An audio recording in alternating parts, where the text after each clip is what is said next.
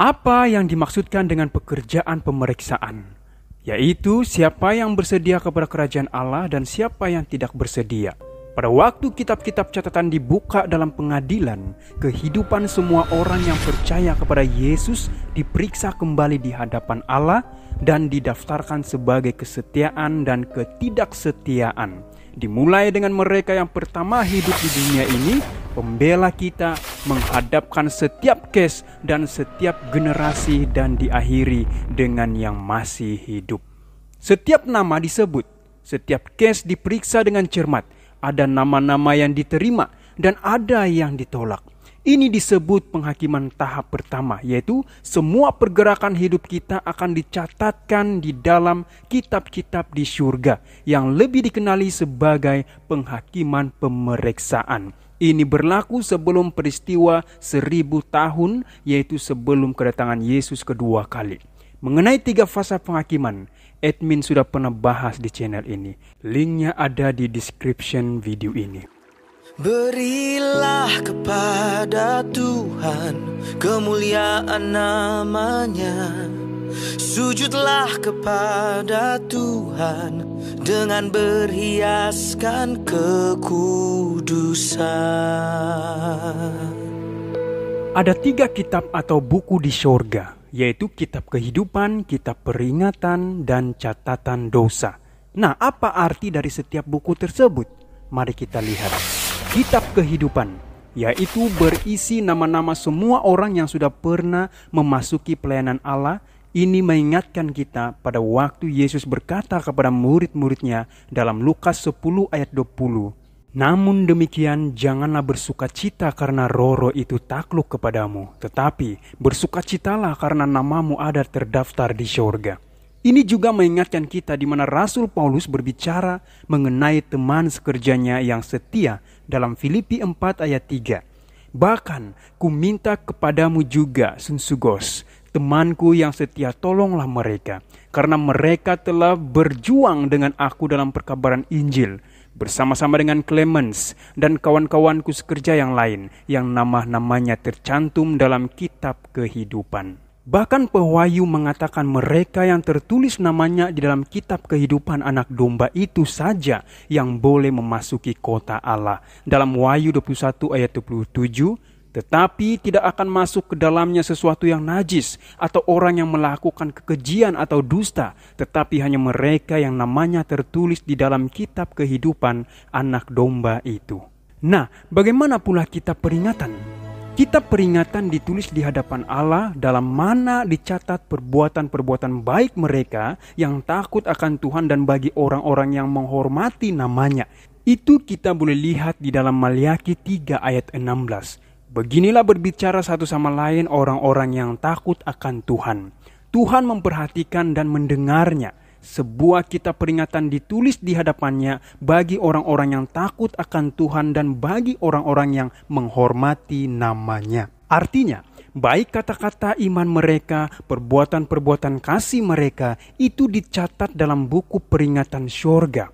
Ini mengingatkan kita bahwa Nehemia pernah berkata di dalam Nehemia 13 ayat 14, "Ya Allahku, ingatlah kepadaku karena hal itu dan janganlah hapuskan segala perbuatan bakti yang telah kulakukan terhadap rumah Allahku dan segala pelayanan di dalamnya." Jadi dapat kita lihat di dalam kitab peringatan Allah di mana setiap perbuatan kebenaran diabadikan. Artinya, setiap pencobaan yang dilawan dan ditahan, setiap kejahatan yang dikalahkan, setiap perkataan lemah lembut yang diucapkan, semuanya itu ditulis dengan setia menurut waktunya.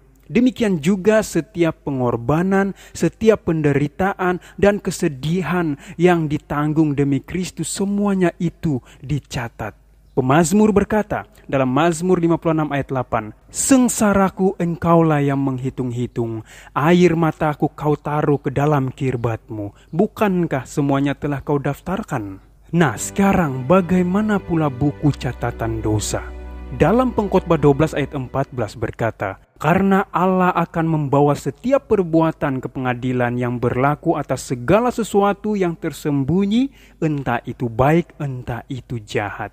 Ini memberikan kita suatu amaran bahwa setiap kata yang sia-sia yang diucapkan orang harus dipertanggungjawabkannya pada hari penghakiman. Firman Tuhan berkata dalam Matius 12 ayat 36 dan 37.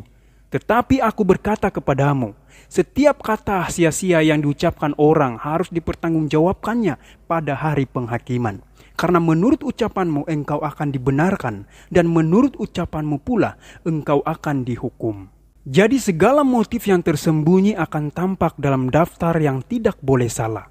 Dalam 1 Korintus 4 ayat 5. Karena itu, janganlah menghakimi sebelum waktunya, yaitu sebelum Tuhan datang. Ia akan menerangi juga yang akan tersembunyi dalam kegelapan, dan ia akan memperlihatkan apa yang direncanakan di dalam hati. Maka tiap-tiap orang akan menerima pujian dari Allah. Dalam Yesaya 65 ayat 6. Sesungguhnya telah ada tertulis di hadapanku, aku tidak akan tinggal diam, malah aku akan mengadakan pembalasan. Ya, pembalasan terhadap diri mereka. Mari kita perhatikan ayat ini dalam Keluaran 32 ayat 33. Tetapi Tuhan berfirman kepada Musa, siapa yang berdosa kepadaku, nama orang itulah yang akan kuhapuskan dari dalam kitabku. Bila mana ada orang-orang yang dosanya tercatat dalam kitab catatan dosa, dan orang itu tidak bertobat dan yang tidak diampuni, maka namanya akan dihapuskan dari kitab kehidupan, dan catatan perbuatan-perbuatan baik mereka akan dihapus dari buku peringatan Allah. Saudara dan saudari, mari kita periksa pribadi kita masing-masing saat ini. Lihatlah perbuatan kita dan perhatikanlah setiap perkataan kita, juga setiap tindakan kita. Karena setiap tindakan yang mementingkan diri dan setiap tugas yang tidak diselesaikan, bahkan setiap dosa yang tersembunyi serta kepura-puraan akan diperiksa kembali di hadapan Allah. Oleh itu, segala amaran-amaran surgawi hendaklah jangan diremehkan, waktu jangan disia-siakan, dan kesempatan-kesempatan harus dikembangkan. Karena semuanya itu akan dicatat oleh malaikat pencatat. Ingatlah, penghapusan dosa itu atau penghakiman itu sudah bermula dan sedang berlangsung sekarang ini. Kedatangan Yesus untuk yang kedua kalinya tidak seorang pun yang tahu. Yang pasti ketika imam besar kita Tuhan Yesus selesai melakukan pengadilan pemeriksaan, maka dia akan datang segera. Dosa boleh saja disembunyikan, disangkal, ditutupi dan dirahasiakan dari bapa, ibu, istri, anak-anak dan kawan-kawan. Atau mungkin tidak seorang pun yang mengetahui. Tetapi ingatlah, semuanya itu akan terlihat dengan jelas di hadapan pengetahuan syurga. Oleh itu, apa persiapan yang diperlukan oleh para pengikut Kristus dalam menyambut kedatangannya? Yaitu, jubah hendaklah tidak bernoda, tabiat harus sama seperti Kristus, karakter harus sempurna tanpa dosa. Wahyu 22 ayat 20. Ia yang memberi kesaksian tentang semuanya ini berfirman, ya, aku datang segera. Amin, datanglah Tuhan Yesus. Bertemu lagi kita di video berikutnya. Tuhan Yesus memberkati kita semua. Amin.